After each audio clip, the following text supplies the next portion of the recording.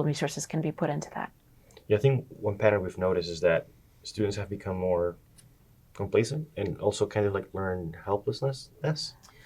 Is that, there's something wrong and just like, okay, great. We were on Tuesday. We talked to the president of the university. Oh, great! Celine, and that's one thing he said is that he sees that a lot of students are just, yeah, this is how they are, and just they don't. They're not motivated to like Right. or optimistic about the future. Wow. So we need to make them aware of channels that they have to get a signal back. And I think that the leadership here has to, sincerely listen. We did a recent study and we found like a lot of learned helplessness because people said that it was like speaking into a void when they wanted to argue about why their content was removed from Instagram, for example. So this idea of speaking into a void, like having a channel that goes to dev null isn't really that helpful, but having a channel where there can be some back and forth, that is helpful.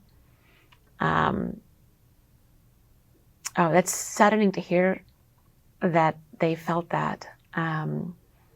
It's a big campus, and I think COVID has made people even more remote.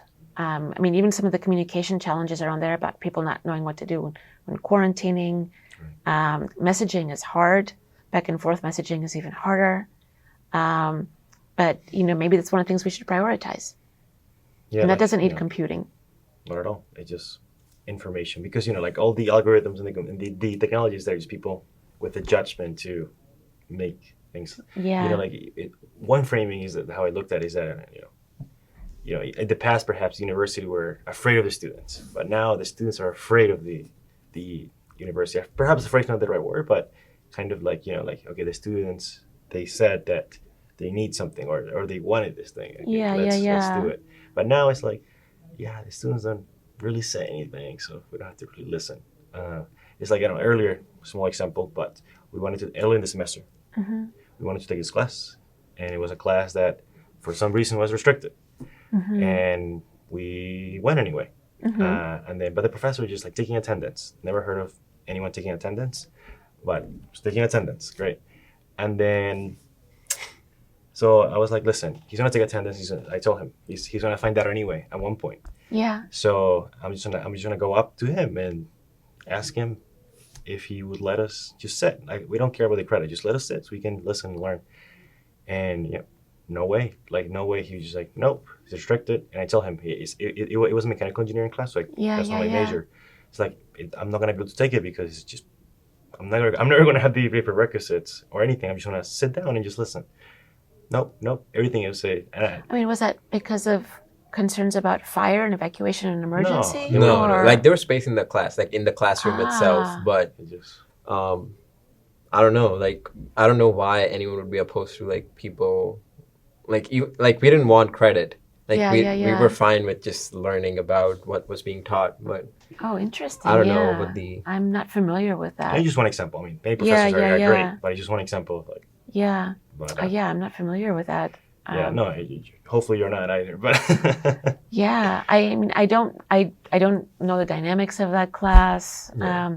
I do worry about, like, I know I have some students that actually write scripts to try to get into classes that have, caps. And so the idea that you have all these different algorithms running around trying to get students enrolled into a classroom,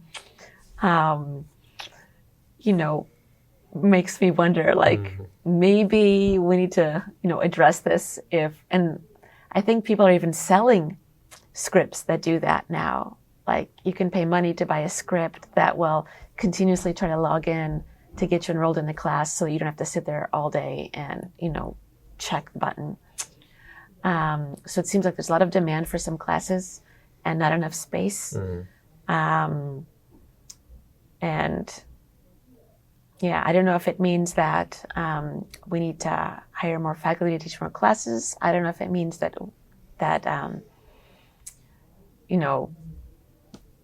they've accepted more students than they can handle. I don't know what it means.